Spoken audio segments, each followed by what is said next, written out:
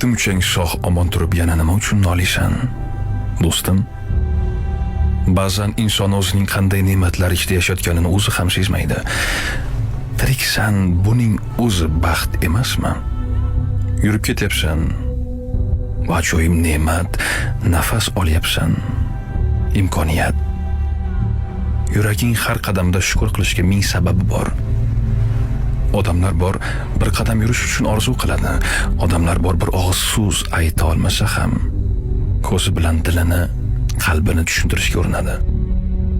Odamlar bor, uyda yotganicha tiriklikni his qilishni sog'inadi. Sen esa sog'san, tiriksan, harakatdasan-ku axir. Xo'sh, nega noliysan? Nimang kam? Ba'zan shirin hayot deb quvgan narsalarimiz bizga omonat, insonni inson qiladigan narsa esa shukr emasmi? Shukr qilgan odamning yo'li chaqqon, rizqi oson, yuragi yorug' bo'ladi. Esdan chiqarma. Hayot senga hamma narsani birdaniga bermasligi mumkin. Lekin senda bor narsa boshqada yo'q.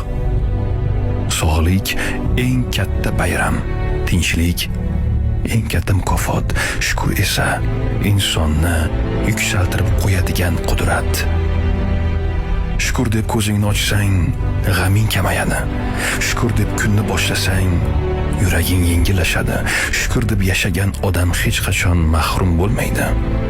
Sog' omon yurib turganingning o'zi eng katta baxt emasmi?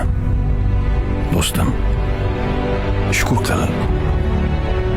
Qolgan albatta keladi.